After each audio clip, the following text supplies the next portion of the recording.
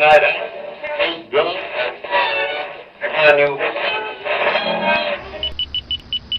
You're listening to the Doug Stanhope Podcast. Hello, welcome back to Who's Your God. Our guests are here. It's Olivia Grace and Doug Stanhope. Yes. And welcome to the Doug Stanhope Podcast. My guests are Steve Hernandez, Amy C. Miller, and Olivia Grace. You crushed that intro. It's a SwapCast. It's my first SwapCast. Yes, it makes no sense to both have a podcast and then do two back to back. Just do one. And cover a lot of the same shit. No, you're right. We're in a beautiful setting right now, outside in Tucson. Wind if you notice at the wind. HomeStretch Foundation. Thank you, Catherine Bertine, for having us. Yes, and buy her books, which I'm using to prop up my microphone right now, and she looks very hot on the cover of one of them. That's a very common hackneyed author self-deprecation thing. Oh yeah, here's one of my books. You can use it as a doorstop, but you're actually using it. I am using it and plugging it, which is okay. And you guys are on a writer's retreat, basically. Basically, sort of. We're both working on projects, unnamed projects. Oh, you can't say what your project is. No, it's we haven't gotten paid yet. Oh, okay. Well, I've enjoyed your previous projects, so whatever it is, I'm very excited. Thank you. And thank you for having us and being so nice. You put us up, which was nice. You got us tacos. Who knew he was such a sweet man? I've only heard bad things. I know. This is great. Do you know do you do it just because you know we're going to spread the word around more? I overcompensate because I'm a bad person. I mean, have you done any bad shit this week? No, just bad writing, maybe. You compensate on sort of like a lifetime scale, not like I hurt 3 people this week, so I'm going to buy some tacos. Well, I know that you're on a shitty tour, so let's start there. A tour through your shitty state, yeah. Starting in my shitty town. Yes. In Bisbee. I loved it. You've been there, right, Olivia? Yeah, I have. I've been to Bisbee. Have you done the club? No, I haven't. It was really fun. It truly was. Yeah, the first show was sold out, and we couldn't have asked for a better. I mean, it was awesome. Everybody was down and open. We could talk about whatever we want. There are a bunch of freaks there. Ass eating. Yeah, I could just talk about ass eating, alluding to the gay shit I've done. They were eating it up. You know, it was great. And then there was the second show. Which was fine. But that club is fun, you know. Everyone, it's just a town of fucking carnies and grifters. Everyone's got a grift. I'm just like, I don't trust anybody there, but I do have fun with them for a night, you know. Yeah. Living there is an interesting idea. Brewery Gulch, and right. Yeah, it's kind of seedy. It is, yeah. And your buddy was doing magic. I assume was your buddy. Yep. Literally every single person offered us cocaine, which is very nice. So thoughtful. It's a really shitty blow. It was fine. We're Christians, so we don't really do that kind of thing. But it was people that you wouldn't even expect to. And they're like, oh, you're in from out of town. We just offer people blow. This is what we do in Bisbee. That's very hospitable. Is that the word? Yes. That's very nice of them, yeah. Like, do you want some drugs and do you want to see a magic trick? I'm like, yes, I want all of that stuff. Did you stay in the comedy condo? We did. It's nice. Yeah. Yeah, we had a great time. Appreciate the help. That's my buddy's place. He's living in England for who knows how long. So yeah, he turned really over the keys and I said, look, that gray cat? Yeah, it's precious. No, we had fun. Did you guys do Friday, Saturday? No, just 2 shows one night, and it was great. Like, it was, again, it was their first time. I've been to Bisbee a lot, and I don't know why, so I am, like, drawn to it for some reason. I went long before I was a comedian. For what? How'd you find it? Just to, like, hang out there. I don't know. I truly don't know, but it's funny because the first time I heard your name, long before I did comedy, was I looked at the Bisbee Wikipedia page, and it was just like, there's 2 celebrities that live here. Celebrities a stretch. Doug Stanhope and Wilson from Home Improvement. Did you know that guy? He's dead now. Oh, no. Yeah.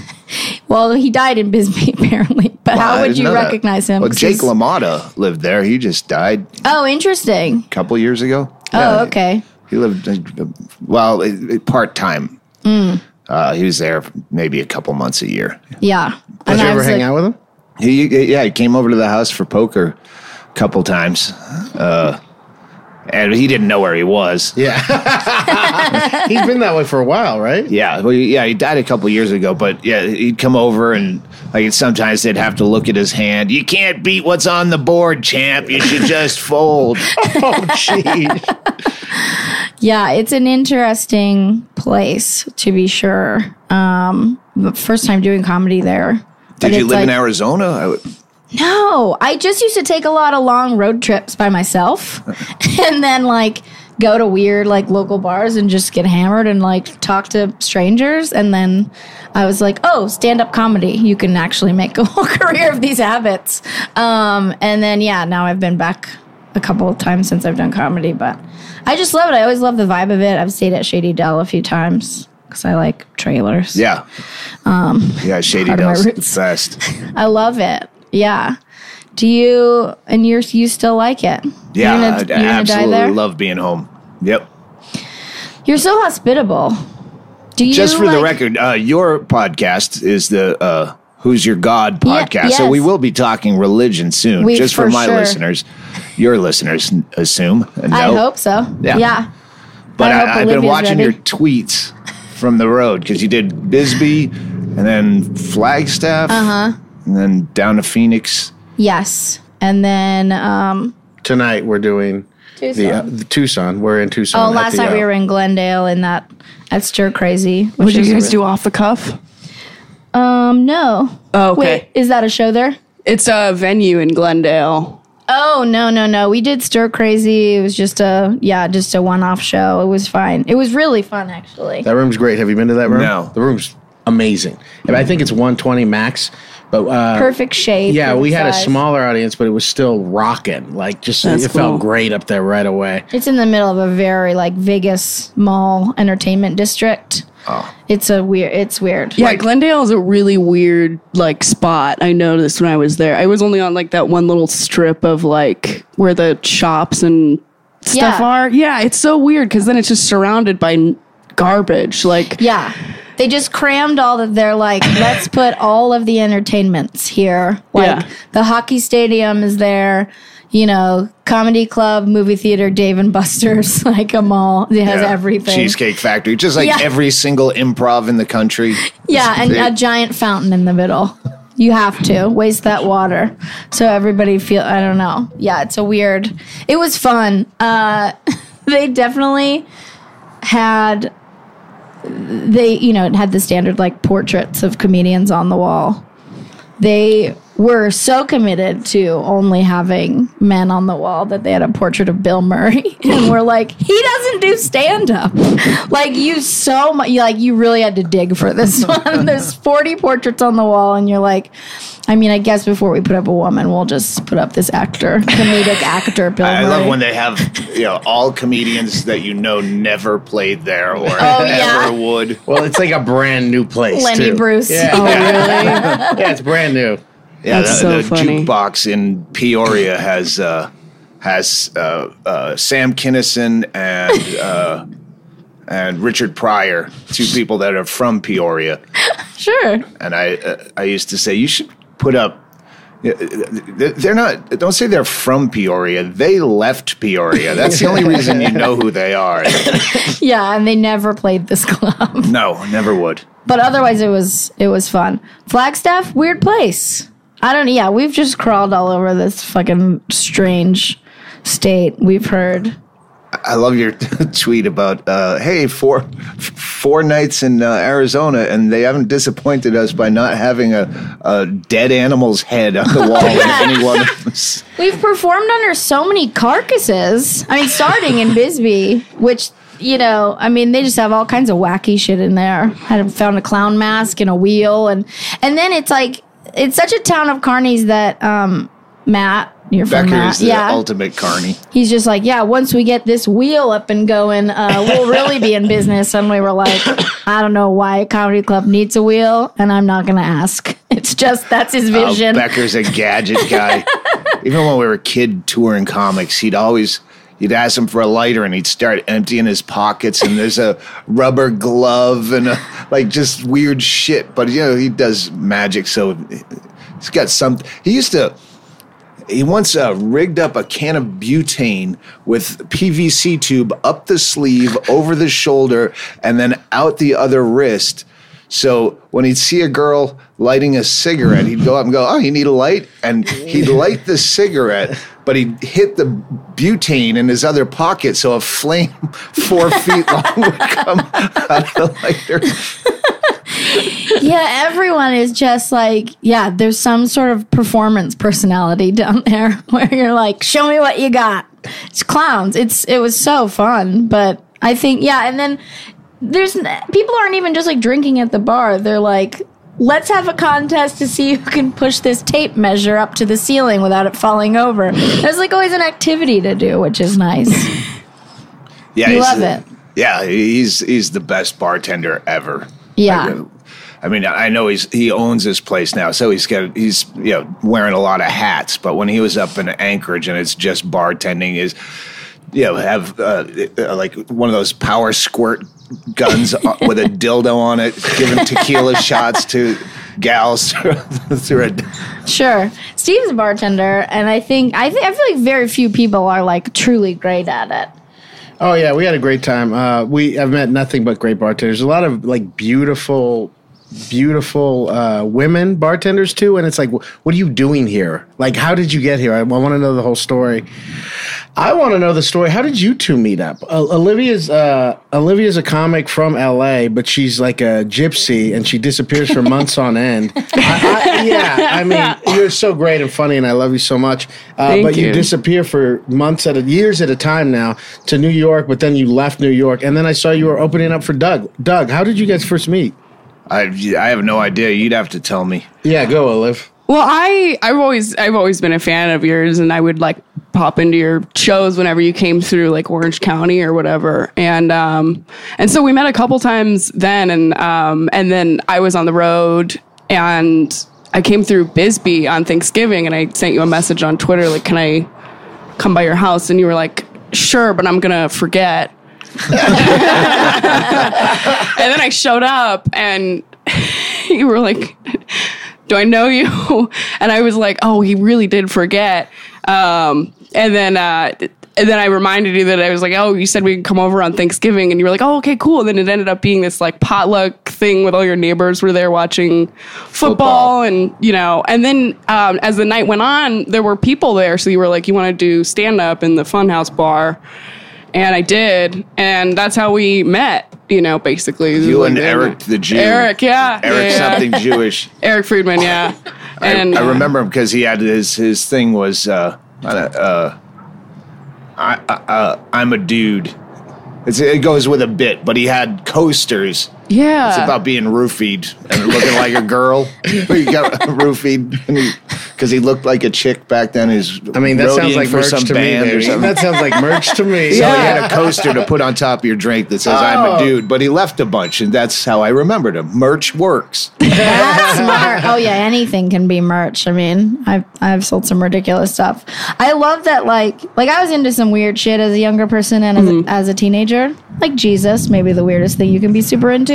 Cool. But I love the idea of like, what were you, like an 18-year-old person? Like I love Doug Stanhope. I was like 16, I think, when I saw No Refunds for the first time, and I was like, "This is really cool." Little girl. Yeah, I've always been weird. I don't know what happened to me, but yeah. So yeah, I've been a fan of Doug's for a while. So it was cool to get to meet you, and then now to work with you is really neat. Do you still think it's cool, or is it wearing No, off? I'm over it. Now it's just fine. Did you know that you were going to be a comic? She didn't. I mean, she started when she was a kid. I started when I was like 16. I saw Olivia the first time at a show. I did a show in Long Beach. She doesn't remember this. I probably don't. And there was an open mic after. So, I mean, I can't believe they let you into bars because you look like a Cabbage Patch Kid. You look like a cabbage. I mean, if you think she looks like one now, she really looked like one. When she was 16 years old. Yeah. And I remember I asked her, and I complimented you. I was like, "Oh, you're funny." You didn't, your jokes weren't great or anything, but you could tell. I mean, you were actually pretty terrible. Nice. I Really remember bad. being terrible for like a very long time. It's normal. Still a slow crawl towards competency, but But you can always tell when somebody, even if they're brand new, you could tell if someone's a funny and smart person. Yeah. So you don't need to have the jokes that you just go, "Oh, this person's great," and then you've come so far by then. So yeah, it's great to see you again. it's good to see you too, man. I think you're awesome. And you still look like a 15-year-old boy. Yeah. That's funny. That's good. You Yeah. should be in LA more often because they love that shit. You're going to look young for a long time. Not just a 15-year-old boy, but like the big boy that plays line, like varsity when you should be JV. Yeah, I don't know. There's a little like River Phoenix and Stand By Me thing going on. Yeah, she definitely has a JV guard thing going on. I don't mind that. What pushed you to open? I'm going to do it anyway because you're presenting it, but she's had to show me up until last week. How long have you had that tattoo? Oh God, like 5 years. Let's see it. It's Doug Stanhope's autograph. Oh, no! And It's a quote of a bit. I didn't it even is remember the quote of the bit until No, you no, showed it's, up in that half shirt. yeah, boredom is a disease worse than cancer. How old were you when you got it? I was like 17, maybe 16 or 17. You signed it, and then I actually tattooed it to myself because I had a tattoo machine that I would play around with because I didn't have any friends. Yeah, and, No, that's how bad my signature really is. Seriously. It's completely illegible. yeah. Why did you relate so hard to that one quote in particular? As a teenager, you're like, "Fuck boredom." Yeah, I don't know what it was. I can't. I But think it was a bit about legalizing drugs, and I said about medicinal marijuana. I said boredom is a disease worse than cancer. Drugs cure it. Gotcha. yeah, which is weird because I'm not really even that into drugs. I don't know why that was the one that I Well, that's picked. why you left that part off. Yeah. Yeah, I don't know. I think I just always connected with Doug and this like comedy. I don't know. You were a young curmudgeon. Yes. Yeah. Still are. Still am. Yeah. It's so, How do your parents feel about this? My mom loves you. My mom thinks you're so funny. So it's not rebellion. Like I'm not the black guy you're dating to make your dad angry.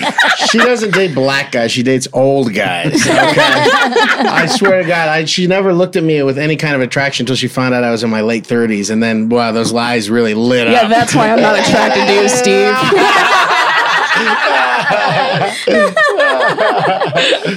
And both you have two parents still that are together, or They're complicated. I don't really understand their friendship. but your dad's fine with you hanging out with Doug?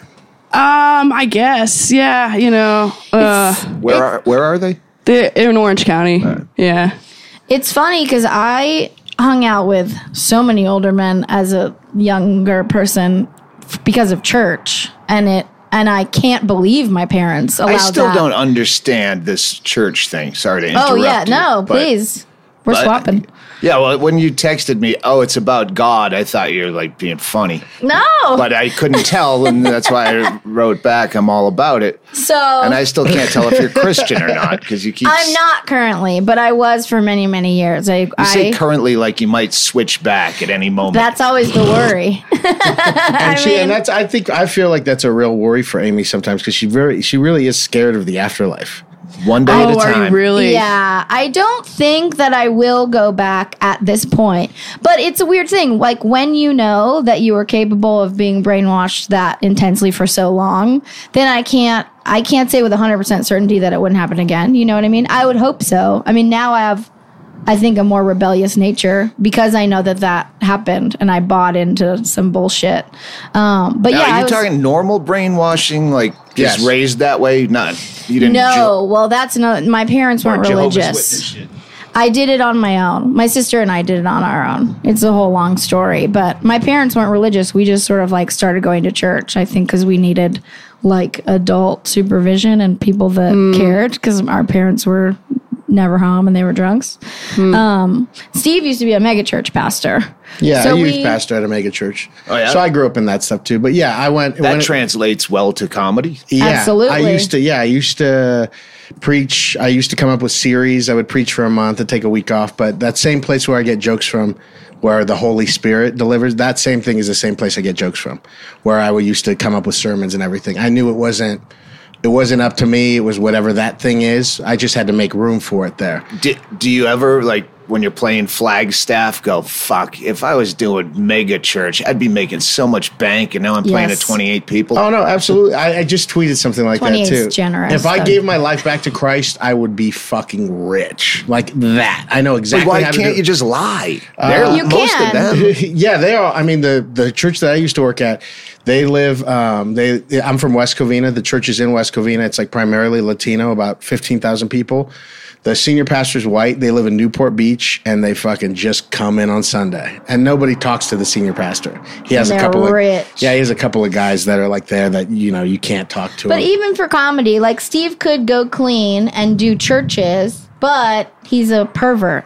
So it's I mean, what do you mean? The church is built for me. You're a sex comic. Yeah, I'm a sex comic. I can't do anything like that. But If I've considered, like, not seriously, but I thought to do a fake conversion and a born again thing just to go out. If I could write the material, but I couldn't write, like, I wouldn't even recognize, that is humor. Right. What I'd need to deliver. you didn't grow up in it at all? I grew up, my dad went to church just for the social aspect and making senior lunch and doing that, but he was not religious at all. Yeah. No, I mean, if you've grown up in it, I know what it looks like. I can tell if someone's a Christian a mile away. I can tell what kind of Christian they are. You see it in their eyes. Yeah, you could. I mean, I could go back easy. It's just speaking a language. It's just a culture. So if to do like Christian comedy and go out and like make a big spectacle of it and take a lot of their money, and then at the end just go, just fucking with you. Do You a thought tour. I changed. I mean, yeah, there's also comics we know, like Taylor Tomlinson, who just performed clean. She's not a Christian comic, but she makes a shit ton of money doing churches and religious events, as far as I know, because it's just like clean, simple. Not simple, she's a good writer, but just like cute jokes. I just don't. I'm talking televangelist comedy. I would love that. Big televangelist. Well, you got the suits for it. Yes, I do. Leap of Faith. You see that movie, Steve Martin? Yes. Yeah. Fucking fantastic, inspiring. That's almost what inspired me to start doing four-walling. You're doing rock and roll clubs instead of comedy clubs where we could do our own thing. And yeah, which we were talking about last night. We should have maybe tried to do a little bit more on this MySpace little days, tour. I'd make up fake hot chick profiles in towns we were going to where we had no draw and like a lot of dudes in the area and finally say, oh yeah, I'm going to Doug Stanhope's comedy show. You should meet me there. That's so smart. People do that shit a lot with Tinder now, I think, right? Like promote their shows by just matching with everyone possible and then being like, meet me at this bar at 8:00. It's great. And then they go on stage and then just like... I think the thing that keeps us from doing anything really evil is that, like, my mom still, like, leans on it. Oh. I know her mom still, like, leans on it heavily. So it's like, I've come from a place where it's like, you get mad and then you're a little bit atheisty, but then you're like, I don't know how my mom would get through this life. She's had such a fucking rough life that even today when we have conversations and stuff, it's like, I am grateful for whatever the fuck she believes in. Because if she thought what I thought, if she believed in what I believed, she would be I think it would be pretty sad for her. It'd be heartbreaking. Yeah, if you're harvesting fields in Iowa in the freezing cold or whatever, town of 400 people, you'll never leave. You might need a Jesus. Yeah. That was always what, I don't know your relationship with Bill Maher, if you know him at all, but that fucking... Okay, good. I mean, I was hoping, but you never know in comedy. You're just like, fuck this person, and someone's like, that's my best friend. And you're like, no, he's great.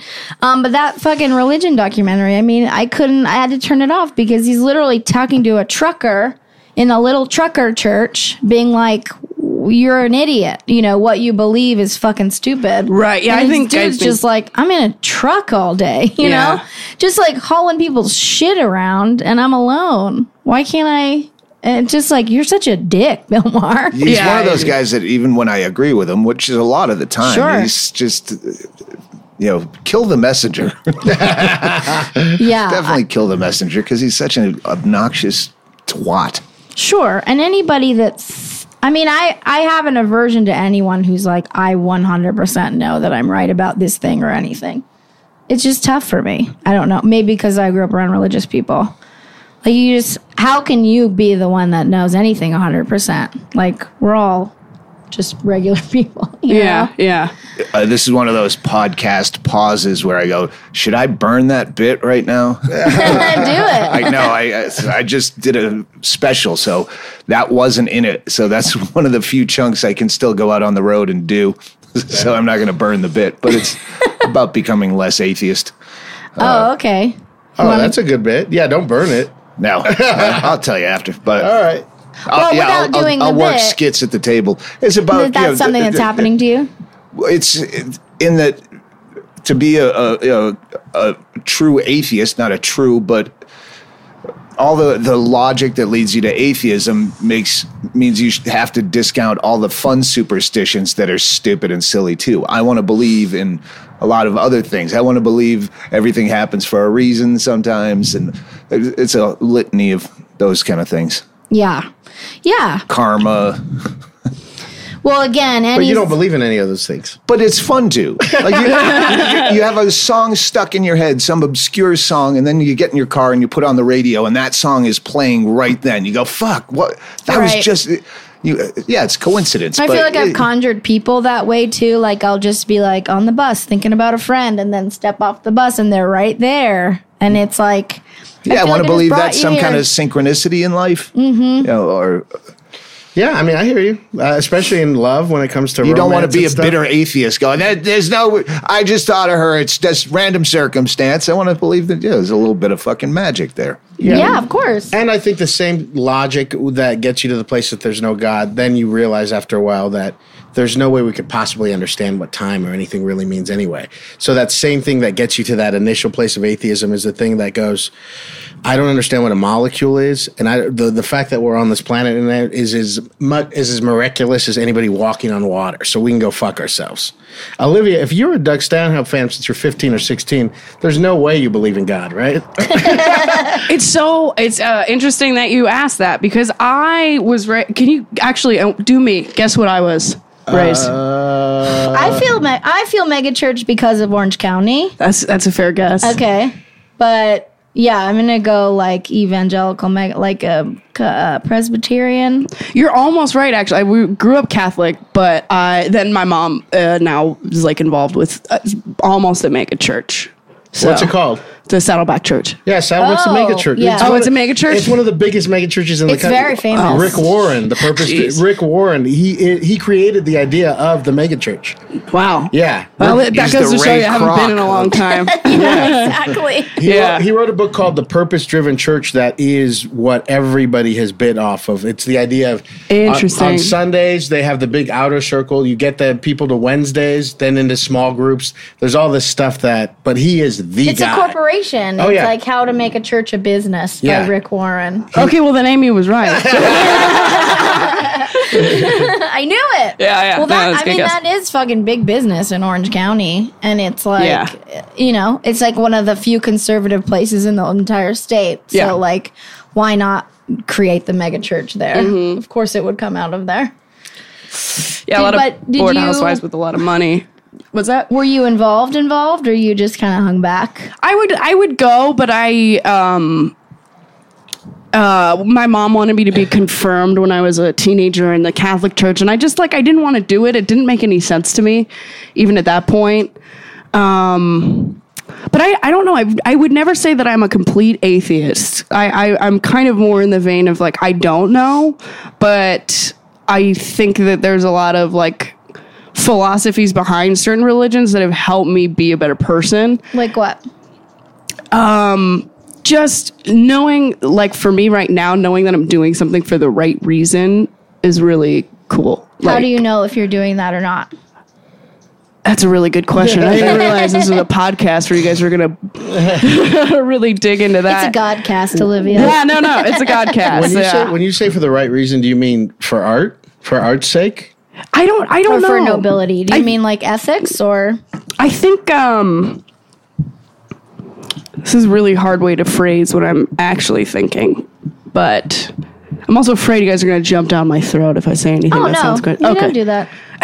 I do. It's a SwapCast. Yeah. You can find mercy on that side of the bar. No, I mean, this sounds kind of abstract, but knowing that I'm doing something out of like, I don't think a moral compass is anything abstract, if that's what you're saying. no, not so much that, but like if I'm writing something or doing something, I know that if I'm not doing it for myself, I'm not doing it for my own selfish reasons, for like the sake of success or fame, as much as I try to keep in mind it's also for other people. If that makes any sense? So you're doing it for art. Yeah, I guess so. Yeah, you could say that. Yeah. And none of it's selfish, or you just try to keep yourself away from those motivations? I definitely try to keep myself away from the motivations of like fame. I mean, like it's still there on some level. Like you want to make money and you want to have recognition. Yeah. That's so stupid. This is why I guess you're a fan of Doug Stanhope's. Well, yeah, I mean, this is, I don't, what are we supposed to say here? If comedy is a religion, and it kind of is, I mean, would you say it's yours? I would say it's a church. Yeah, it's definitely a church, right? Then you are like definitely your own branch. You do have a John the fucking, we're literally in the fucking desert. I think he's calling you a saint right now. No, but you could have made more, you could have made more money, right? I mean, I think that's why people are drawn to what you do, is because you've done something else. You've gone to the desert, the wilderness. So, I mean, you made that choice, right? I'm sure there was a time I would have sold out, but again, I wouldn't know how to do that. I wouldn't recognize that as comedy to write it. Right. I mean, and early on, I mean, like early days in LA, you were actively trying not sell out, but like have paid I was doing work in the industry. Yeah, because that's, I had an invite, and that's what you're supposed to do, and that's what you're supposed to want. And yeah, it took 10 years to figure out. I'd rather just do the road. Right. I want to be part of this. Well, it's hard to do both. I mean, it's hard to make money there without compromising some authenticity or what your like purest motivations are. I totally agree with that. Yeah. And I mean, that's a huge reason of why I admire you so much, is because I see the way that you treat comedy like a business, and you're not an employee so much of like the entertainment industry, but you do it your own way. A boutique industry. But I mean, like if you want to do your own thing and you're selling yourself, you can only section that off into so many things, and stand-up is the... And even if you had complete creative control doing television, you still don't have full control. There's still writers. There's still a network. There's still people to answer to. Right. And and there's money to answer to always. Mm-hmm. But have you? I mean, it seems like you've actively tried to like not compromise your voice or authenticity at all. Yeah. Well, when it became a brand. Right. Yeah. And comedy got a lot harder then. Like I used to be able to fuck off at a comedy club and you're getting a flat rate, and fuck you if you don't like me in the comment cards. And but yeah, once people were coming to see me rather than just comedy, it put pressure on you. Right. I'm not doing that same act twice in that town. Right. Yeah. And how do you feel about that? Like, do you like your fan base? They're not listening. Don't worry. The ones I don't like are the ones like the really good ones. Like, yeah, I do have doctors and lawyers and shit that come to my show. They're not on Twitter, right? Shitting on you at 2:00 in the morning, right? So yeah, it's a wide spectrum of people that come. So generally, yes. Yeah, it's a weird thing. Well, also those people on Twitter shitting on you also aren't that usually in person, you know? Yeah. I always have this thing opening for Segura where I'm like, God, I mean, online, so many of his fans are fucking awful. And then you go and usually it's like 2,000 sweethearts, you know, like are respectful and laugh and buy your shit. And they seem like normal, hardworking folks. Well, I do, for obvious reasons, get a lot of drunks. Sure. So, and a lot of bad drunks that, you know, pre-gaming for the Stanhope show. Yeah. Drinking wild turkey at 10 in the morning and they're, you know, passed out. Oh, you make it look cool. You don't really kick anybody out of your shows or anything, though, do you? Only for being drunk, like people passing out. Yeah. Yeah. Then you got to go. Well, I mean, clubs can't really legally have them sleeping in there anyway. Yeah. Well, they'll sleep better at other places anyway. I'm just looking out like for a bed or a car. Yeah. No, I know. I've watched Olivia's career, and you could probably still cash in, right, Ollie? You mean on like industry stuff? Yeah. I mean, I go back and forth about it because I wonder if part of me is sabotaging myself out of like a fear of rejection. You know? Ooh, that's my technique. Yeah. For you. I worry about that a lot because if you only work the road, you can't get rejected by the 6 people who come, really. You know, and if you do, then it's like, it's not that hard. It's not as hard as like, oh, you know, right now I'm working on a movie script just because I want to give it a shot. I want to see if I can even do it. And I don't know if that's like gonna, I guess I get really scared that if I put that out there and it becomes something and I get to experience some kind of growth, that might also hold back my ability to tour and kind of build my act, if that makes any sense. Yes. Does it? Yeah.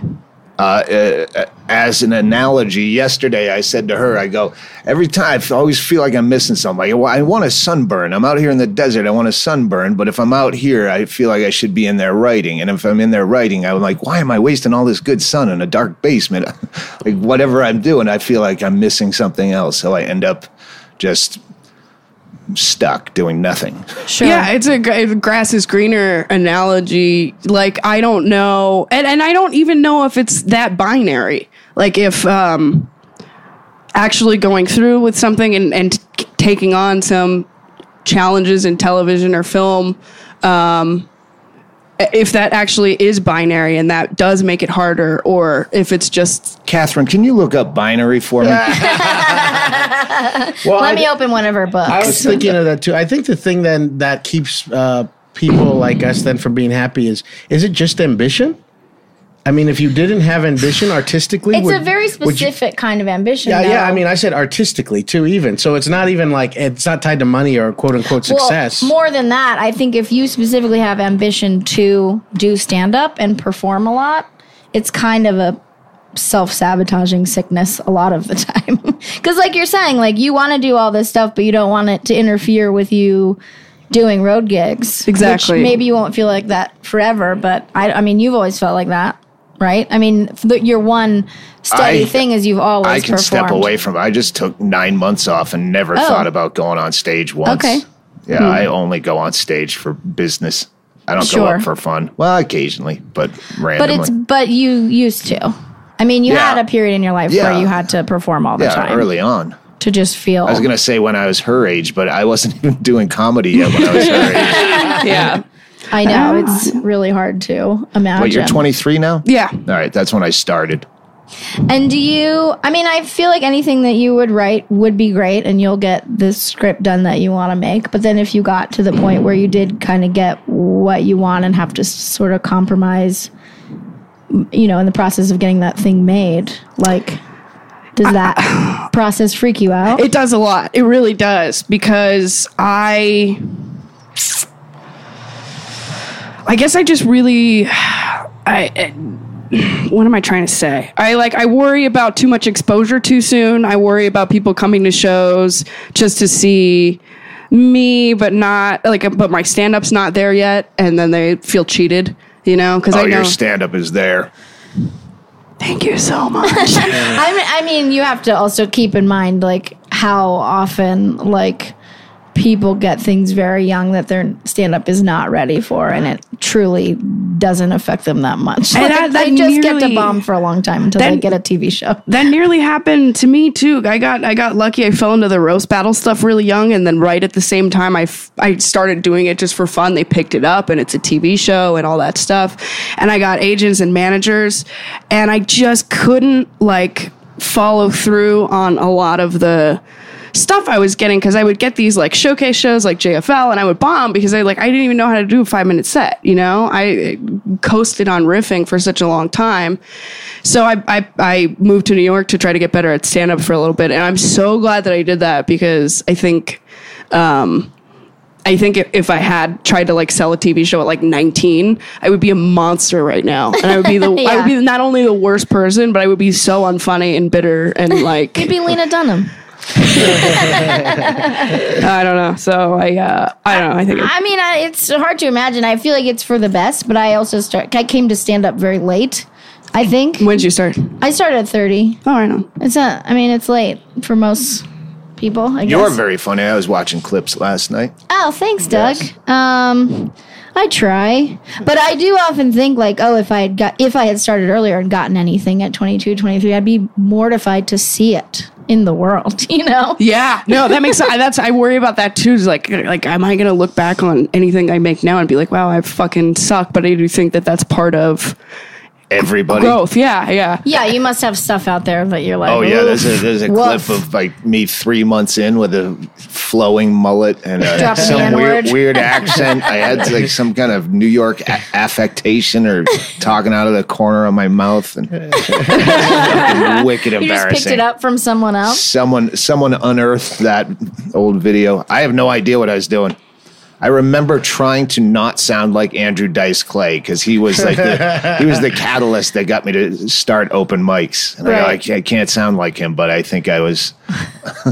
Do you know him now? Have you known him? I've met him a couple times. Yeah. Why was he the one that made you He wanna... was huge at that time. Right. I was 22, 23. He was at his height, and it was like such him and Kinnison were like against the whole grain of Jerry Seinfeld's and Paul Reiser's and all that evening at the Improv shit, and now you get cunt, fuck, fist, fuck. That's it. He spoke my language at 22. It's interesting to me that it would be Dice, because he is essentially a character.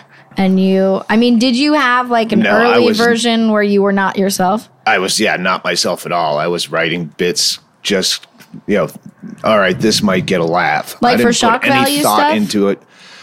Yeah, shock value, observational, whatever. Just anything I thought might get a laugh. I had no point of view. I was trying to get pussy.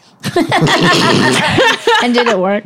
You're not allowed to say that anymore. But why do you think I'm still doing this? Give me a break.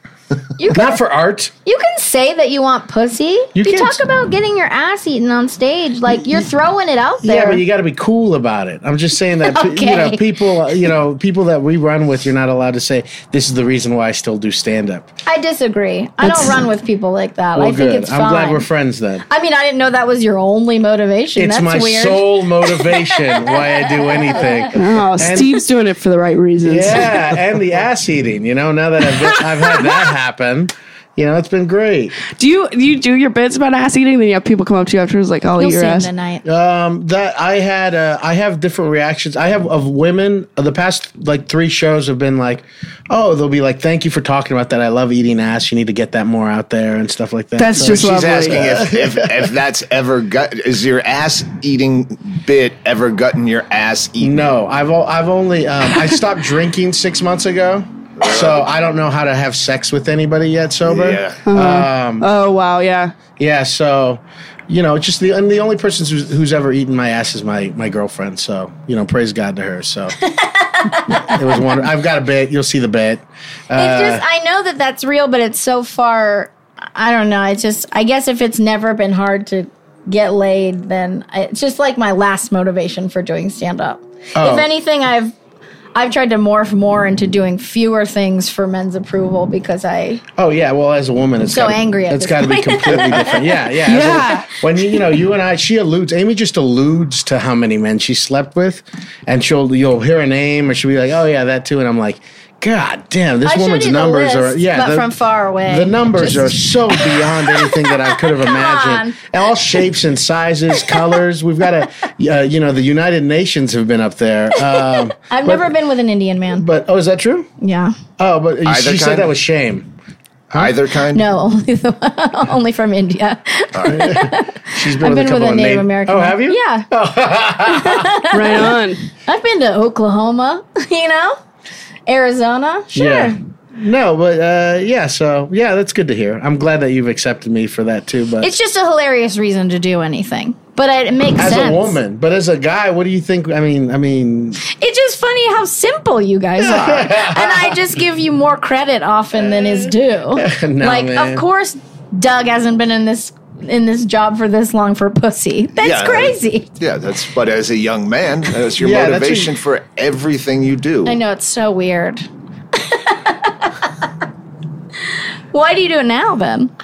For money. Oh. So do you really think you really do look at it like you're a plumber? Like this is what you know how to do now and you know how to do it well? Well, no, I don't know how to do it well. Just trying to keep up the amount of material I have to write and find new points of view. Or after this long, it's hard to So it's about every couple of years, 2 or 3 years for you now that you put out something. Put out a special, yeah. Well, that because I was writing a book. I think that was 3 years since the last one. But I don't stop and write a book. You've written 2 books now? Yeah, actually 2 books in that time. In a quick period of time. 9 months off. And you sit down and you write the books. Yeah. Did you think you had that in you?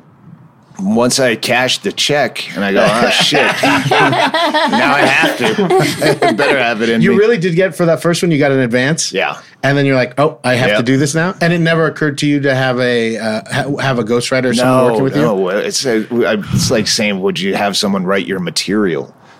No. Well, I mean, to me, writing a book seems like such a huge thing that once you've done it now, you must take almost greater pride in the fact that you're a writer than a stand-up, huh? Oh, no, fuck no. My books aren't that good. It just seems so hard. That's not true. They're very good. I'm saying as my stand-up. If I look back, I would look at stand-up that I did that was good more than anything I wrote in a book. You can look back at your work like that and be like, God damn, I was on. I did. During that 9 months off, I went out and I'd just drive the back roads of Arizona and listen to all my specials in the car. I couldn't in front of people. I used to be, I couldn't at all anyway, except for the edit. All right, cut that out. That sucks. Cut that out. And you feel a strong sense of pride about it.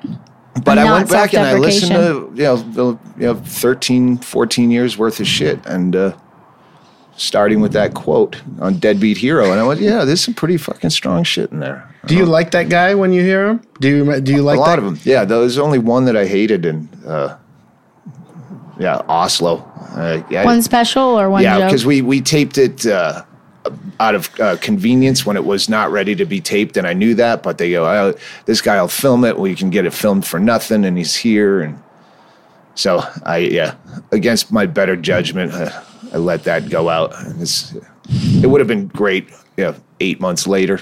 Right.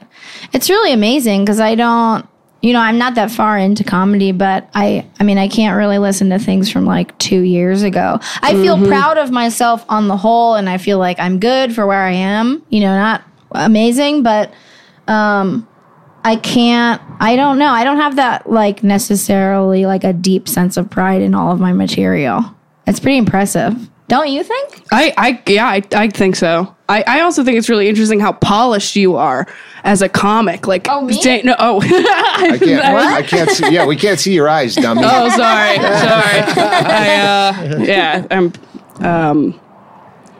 How polished you are as a comic. You can go back and you can go, if 8 months from now that would have been a more polished special, because I think that you come off like you're not like very like off the top of your head, which I'm sure is by your own design, but it's really impressive too to go back and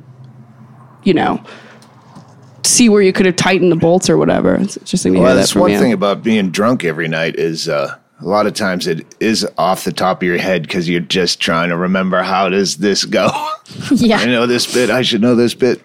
Yeah. Are you organized at all about like recording and writing stuff down the next day? Now I if have you to. My riff memory's drunk? shot. So, yeah, if I take even a few days off, I'll go back and listen to the last set and make sure I'm hitting my beats. Yeah, I'm so bad about doing that. Do you feel a deep sense of pride in your material, Steve? Oh, stop it. I really want to know. I don't really even, I don't have my first album out. I recorded it, but I didn't like it. I wasn't happy with it. So we'll see. I just use comedy to figure out who I am and what I care about. So I haven't really thought about selling myself yet, although, I'm pretty good on Instagram, but Great. yeah, Stories. I haven't figured out exactly what I am yet, and I feel like that's coming in the next year or two. I know that I'm funny and I can make people laugh, and I have some nice big chunks, but also it's like I haven't looked at my body of work yet as that thing. So, Do you feel like you have to like settle into a thing that you are? I mean, do you feel like a lot of people like you are pigeonholed into a specific thing, and that's why you feel like you don't know? I mean, I feel like you have a strong voice. yeah, we'll see. Cool. Good interview. I feel funny. We never talk about my stuff on the thing where we usually talk It's a to the other people. SwapCast. Yeah, You can talk about yeah, yourself. that's true. How long have you been doing it? Me and Amy have been doing it about the same amount, so coming up on 9 years. Yeah. Wow. Yeah, 8.5, yeah, I'm a good comic. I don't have any qualms about that. But yeah, my first piece I almost put out. It was really sex heavy, and I just don't think. I almost think of being sober. It feels to me like the next level for who I am, because I felt kind of weird about being so sex heavy, even though I've had a ton of sex and it's very important to me, and I like to. I mean, we're all different, women and men and creeds and all that kind of stuff.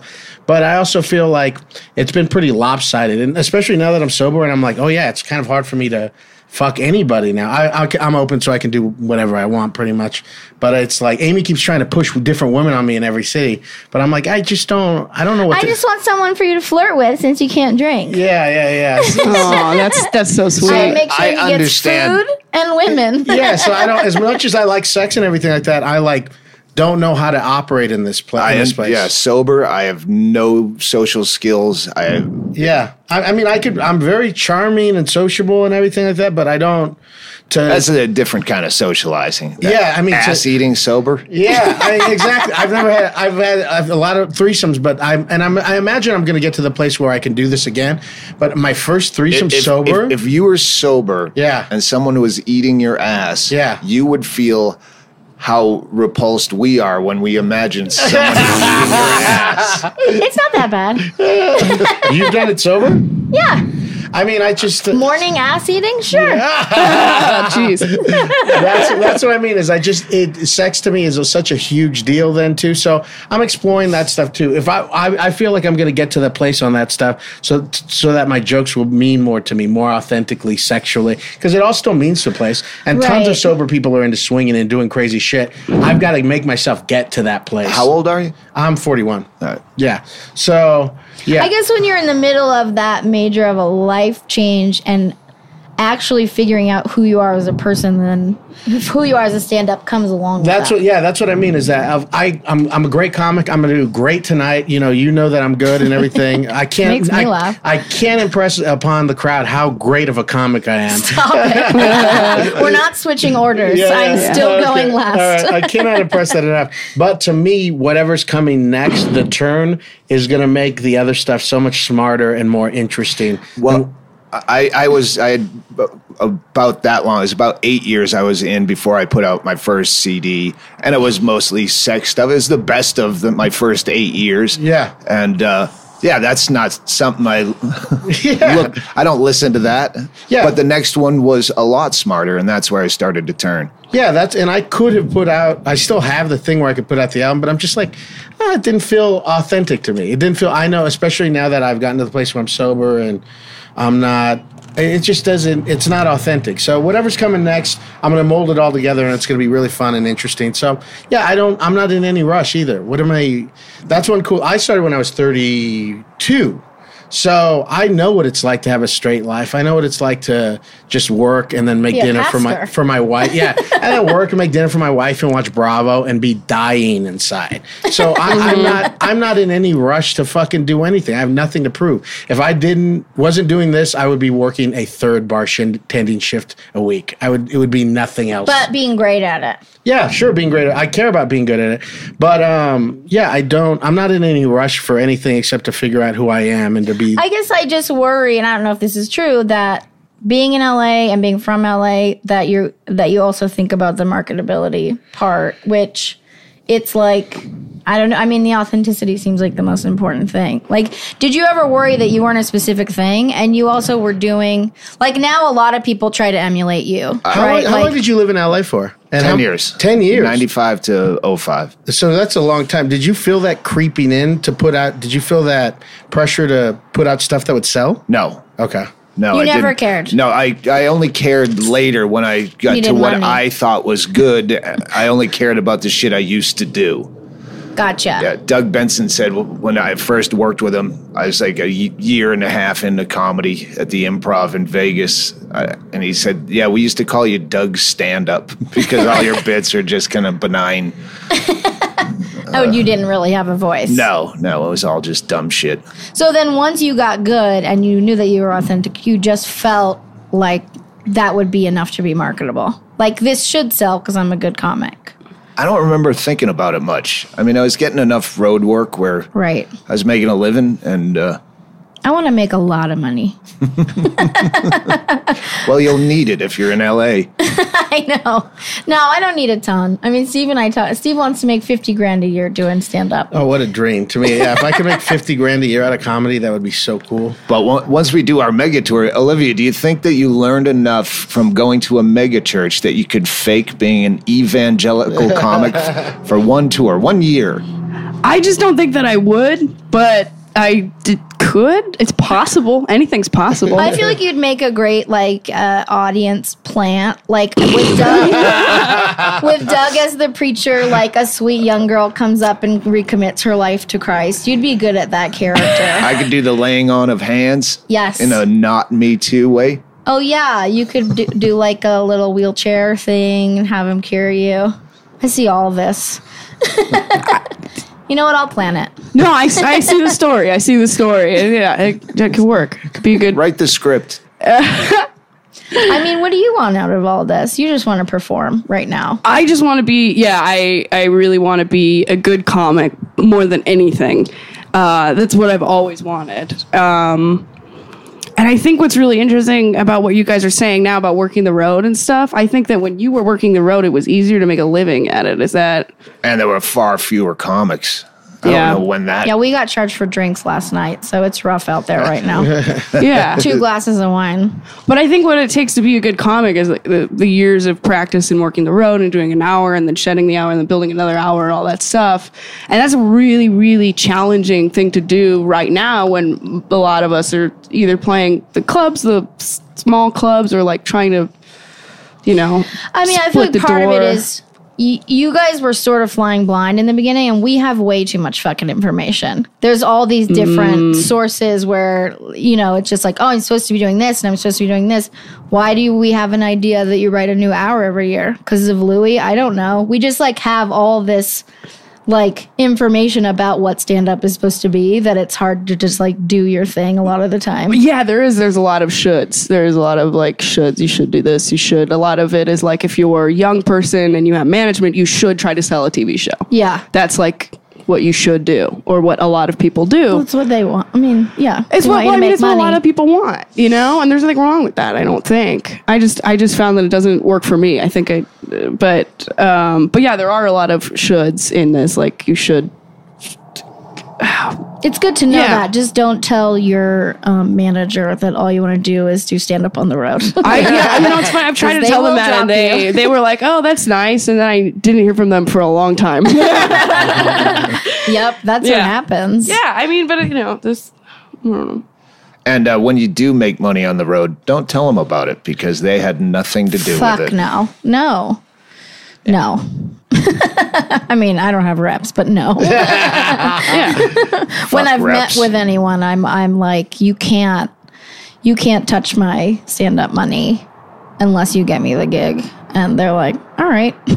I don't want that $200 anyway. And I'm like, well, it means a fucking lot to me, so that's great. Yeah. But I don't think a lot of people have that conversation. No. My management thinks it's cute that I want to tour. They think it's cute at best, but they're not interested in the money. So because they don't care about comedy or people doing anything for authentic reasons.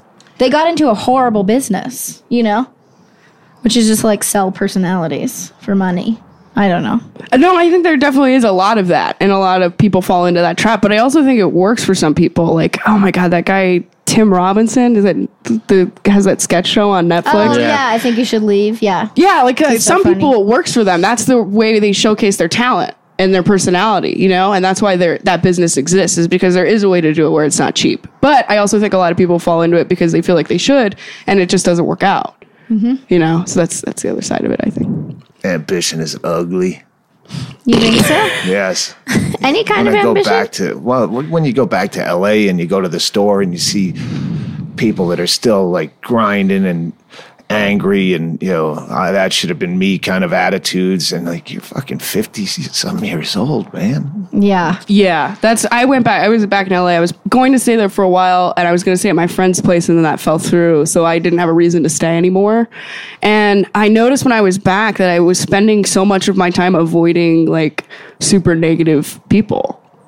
Especially because I had just opened for you in Vegas and met so many cool people that it really hit home how negative LA is. There's a lot of jealousy, kind of like crabs in a bucket mentality, where it's like, if you get the thing, then I'm going to make you feel. You took it from me. Yeah, you took it from me, or I'm going to make you feel sorry about it, so that you lose your confidence and you don't have the gumption to keep going, or mistrust. Yeah. I can't. I have this idea, but I can't say it because I don't like. You might take it. Yeah. You consider Doug at his core a positive person?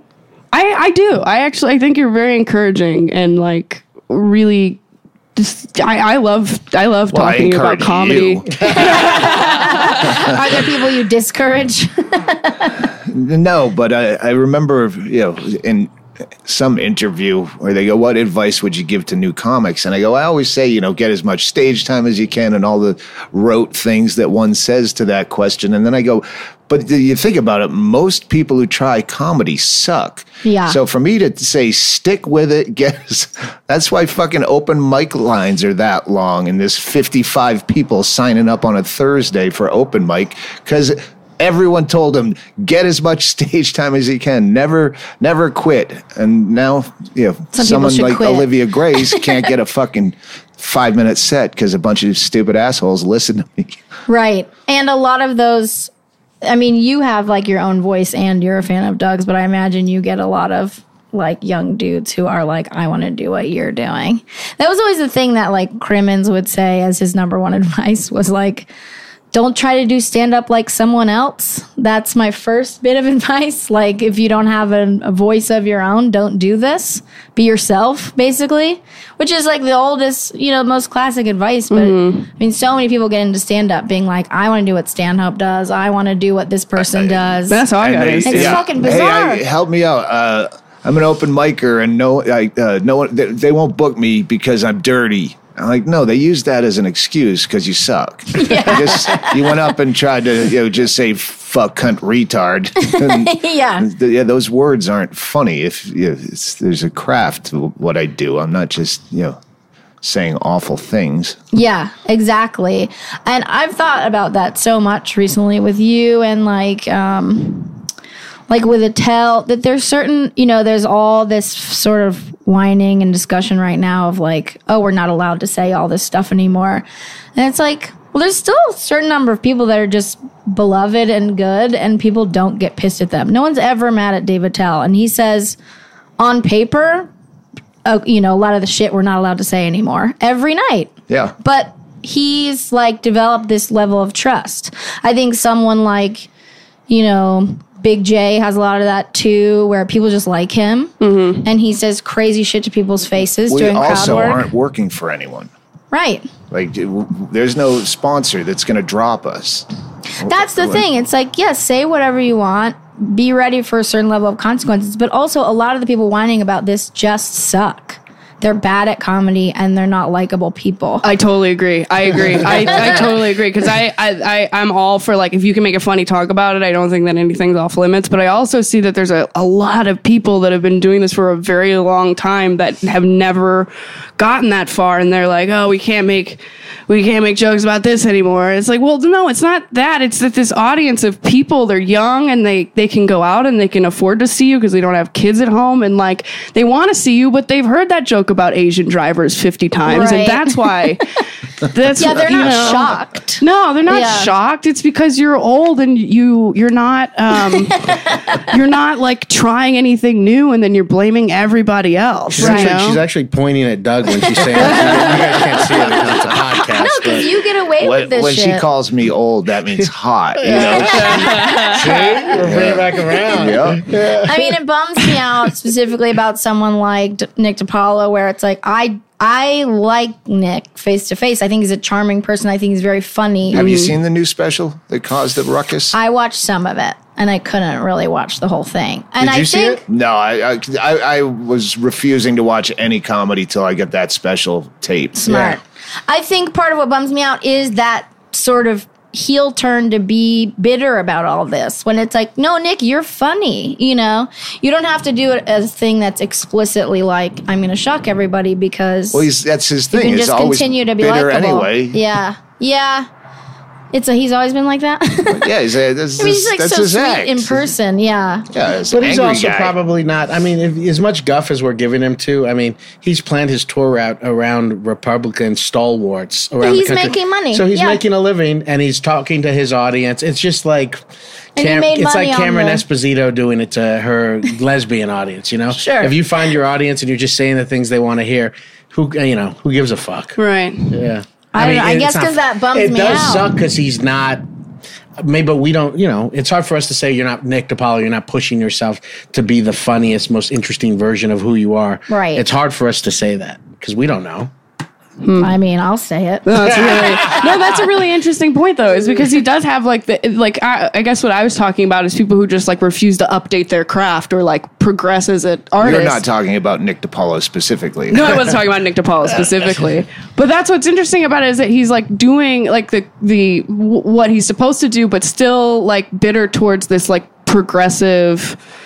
You know what I mean? I guess what I was talking about was the people who use political correctness as an excuse to just not be a better comic, where like he's still obviously a good comic objectively, right? Well, and then it spawns all these little pieces of shit open mic dudes who are like, that's what I want to do. I want to push buttons. And it's like, you don't know how to hold a microphone yet. Let's not be dangerous, you know? Right, that's exactly what I meant. And then their whole 3 minutes is like, oh, too soon. Oh, you guys are sensitive. And it's like, no, they can't hear you. Yeah.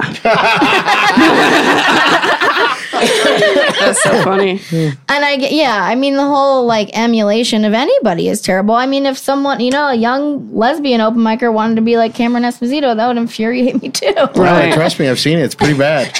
Yeah. Name some names, Olivia. No. I try not to do that too much, but. So we haven't really talked that much about God, but how do you get by? Like is there anything that you like cling to or believe in that is like keeping you alive and sane? The alcohol. It's delicious. No, I have really no belief system at all. Did you ever have any plans of stopping? Or you were just like, I'm going to drink probably till I die? No, I don't. I know I'm going to drink today. He takes it one day at a time. Well, see, I don't, that's because this is we call it a religion podcast, but it's also an ethics podcast. And you strike me as someone who's very ethical. You have have rules and values that you live by. So this isn't just about religion, but it's also, there are things that you value that you line up your life that way, correct?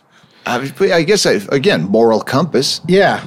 And I break those ethics here and again, but that's what that's what they're there for. Yeah, you clearly care for people and value hospitality and sharing, being generous.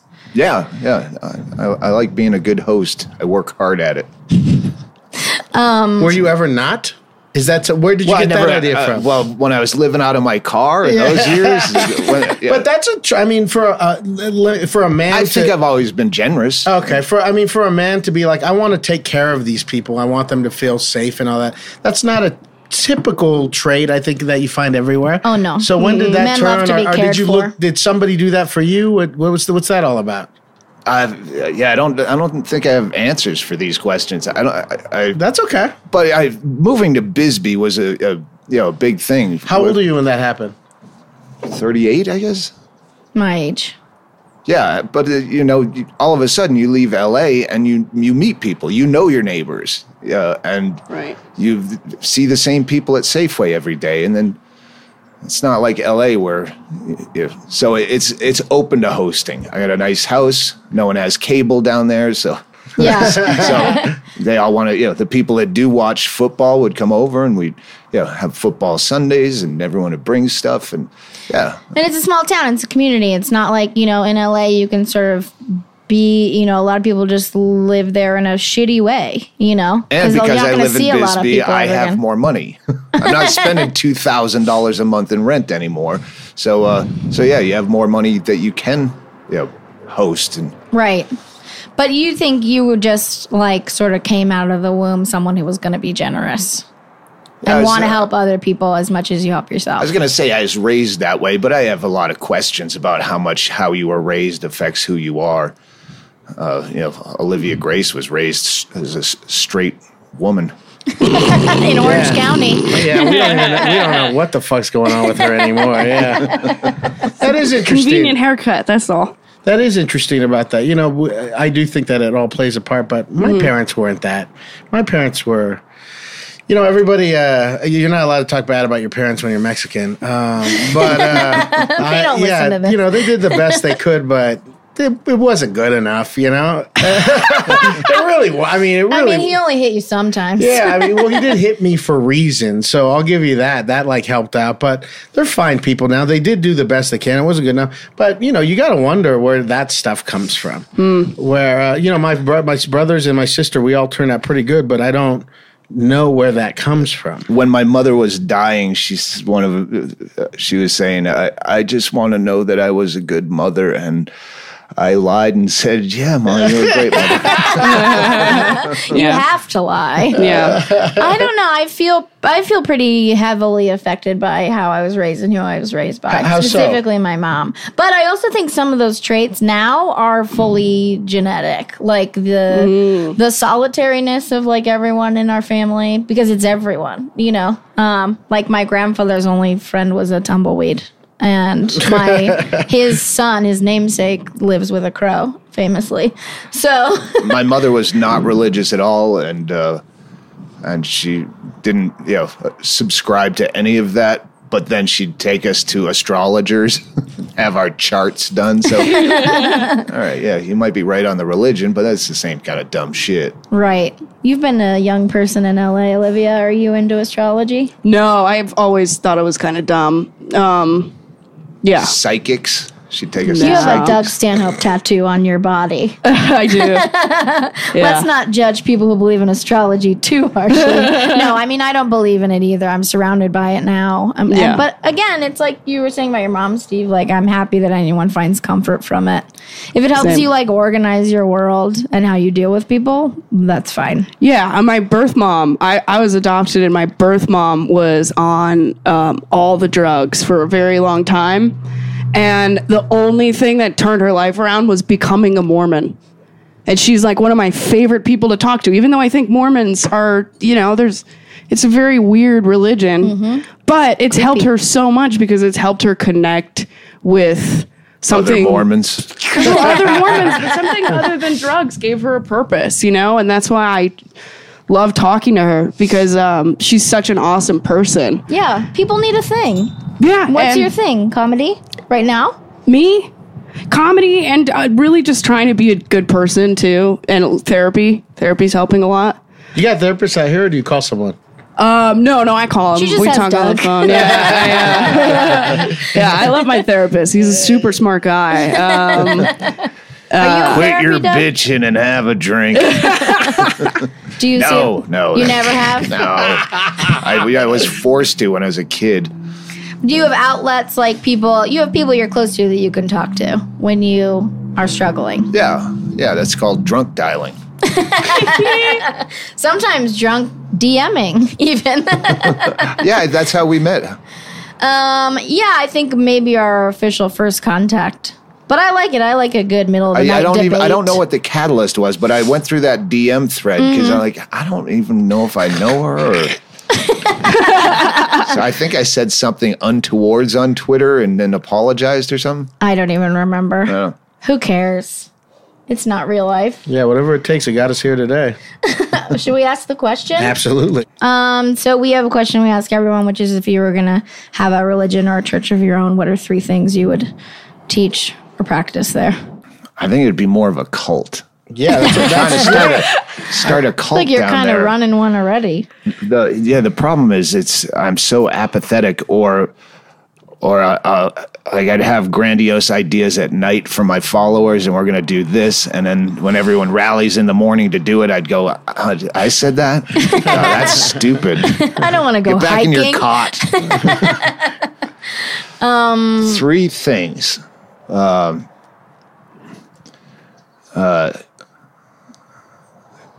Don't be mean. Don't be cheap. And bring ice.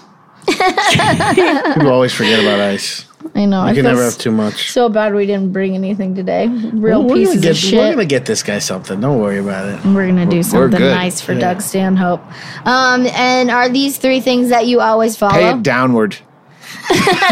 Pay it down. Yeah. No, I love that one, especially in comedy. Like, how can you not? So many people help us to get anywhere that it's like when you get anything, you have to be a real dick not to spread it around a little bit. Do you think you're pretty consistently not mean? Well, I think when I'm mean to people, they know it's a joke. Like, yeah, I'm what if they still feel bad? Are you willing to apologize? To an extent. Sometimes you push it too far and you actually hit someone's button that you weren't trying to. But yeah, it was funny where she said, hey, yesterday, Catherine Bertine said, hey, you got a booger. That's what friends are for. If I had a booger, I'd want you to tell me. I go, are you kidding? That's what I live for. I wait for you to get a booger so I can mock you open. That's what I do. Or let her leave it there for a real long time and just laugh. I mean, it seems like eventually, especially if you're a funny person, like a process of weeding out the sorts of people in your life that would take everything personally, right? Like, I feel like I've had to already start doing that. Yeah, no, I get a big fence, and the people that I don't go out to bars in Bisbee. I built a bar, and that way the people that are coming over I know are good people. And I kind of insulate myself with my own. And I think the other side of it is is like a religious thing. You know? Totally, yeah. It's also being around people that know that you're a good person. So it's like, it's all about intent. It's like, if you find yourself joking around and someone is genuinely upset, sure, say sorry, if you hurt them. But at some point you have to overly polite. Like Junior Stopka is another guy. I don't know if you know him. He's a Chicago comic. Yeah. He's funny as shit. And we share that where if we're out at dinner with a bunch of people and they're fucking throwing around F-bombs in a steakhouse with old people behind you, like, watch your language. Which is always surprising to a lot of people when they get told to watch their language by me. But yeah, have some fucking manners. Yeah. Is there anything else that you want to plug? Instead of don't be mean, change that to be polite. Okay. I love it. Should we do Olivia's 3? Yes. I don't usually like 23-year-olds telling me how to live life. Well, you do love Lena Dunham. Yeah. Well, she's 30 now, bro. But I'm interested to hear. Olivia's been thinking about this. So, Olivia. Lay it on me. Yeah. I mean, my first one was going to be kind, definitely. And then also, too, any practices or anything that help keep you sane. So things that you do every day that make you, like, not go crazy. Oh, man. text my friends impulsively. I need to stop doing that. I'm a really bad texter. Yeah, it's a horrible habit. My friends know if they get a text from me, it's like, "Do you think this chicken's expired?" Like that keeps me sane though, because if I don't do that, I'll spiral. That's funny because that's the text exchange we just had. Well, you texted me like, I was like, "Do you still have that whole baked chicken you got me?" And then you were like, "Yeah, is it still good?" And I was like, "Yeah, they last like 5 days." And then I texted like 3 people, "You think that chicken's still good?" Because I started to worry about. So if I start to worry, I lean on my friends quite a bit. The cat ate some last night, so you know, and was at the vet this morning.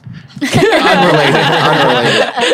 I think that's good. I don't. I'm not the kind of person that reaches out to anyone for anything.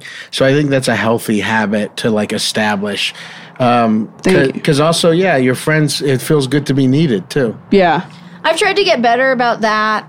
I mean, especially now, like, because I've lived sort of a few different lives with different pockets of friends, and in comedy, you're surrounded by so many people that I'll fully forget almost about close friends that I have. And now I've tried to at least once a day, like, go through my phone and be like, who have I not like had contact with in a while, and just like text to say, hey, how are you? Like, what's going on? How's your baby? Whatever. And I think that's good. It's hard to do it if you don't genuinely care, but I mean, like, it's genuine. That's good. Yeah, it's not just so I'll be remembered. yeah. No. That's I just know that sometimes I'll impulsively text somebody like an anxiety spiral so that they'll help stop me, and then I'll feel guilty, and then I'll be like, how are you? What are you doing? You know? Yeah. Well, that is the other part of it, is you have to like you have to nurture these friendships with people you care about, so that if you do have a moment where like shit gets real and you need to reach out, you're not like, oh shit, I only come to you like when I am, need something. You know what I mean? Yeah, I try to be really aware of that. Yeah. Do you have a number 3? Number 3 is shit. Don't be a negative asshole. Like, okay. Don't. I guess that goes with be kind, but I feel like those are different too. I think you can still be nice, but also passive aggressive, right? I don't know. I'm going to read you some Olivia text. Yes, let's do it. 11:52 a.m. Do you think you're funny? That sounds like a threat. I said no, but I went back and listened to a bunch of old recordings, and I think I've been very good at times. Funny less so. What do you think the difference is? And I said, laughter versus applause. She says, I'm nervous about having my shit ready to be out there. I've avoided it for a while. So blah, blah, blah. She reaches out and says, do you think you're funny out of the blue? We were talking about comedy. You were giving me some comedy advice, and then you were telling me to listen to all my sets, which I had not done until you told me to do it. I've wasted so much of my time avoiding listening to myself. Same. I said, it hurts when you do, but it hurts to do it, but it hurts more when you see how beneficial it would have been. Yeah, that was a great text. That helped me a lot. Because I after that, I started listening, which I hadn't done. I started listening and thinking about it. Kind of want to read a Doug Stanhope. And you crushed in Vegas. I did. Well, that's because when I knew I was going to open for you, I was like, I better work on this. I can't I don't want to fuck up that chance. Because the first time I opened for you, I was so nervous leading up to it that I didn't prepare. And that really bothered me. So. Well, you crushed then too. That's why I liked doing competitions, knowing that they're all bullshit. But it did force you to make 7 minutes polished and shine. Right. Or you wouldn't do that for fucking open mic or... Yeah. Well, and you were doing it when SF actually meant something, right? And now it's just I did a lot of them early on. Just, Carlos Charlie's fucking local... every city has the whatever's funniest person kind of thing. Yeah. Do you have anything you want to plug? Right now? No, not really. No, you can go on my website, oliviasfunny.com. I started selling my shirts on there, so you can do that. Do you got any double X's? So any double X's? Yeah. All right, good. So someone cares about fat people. She's wearing one. Oh, boy. Thank you guys so much. Thank you. The Who's Your God podcast with Amy Miller and Steve Hernandez. Thank you to the Doug Stanhope fans out there. You're not all bad. Bye. Bye.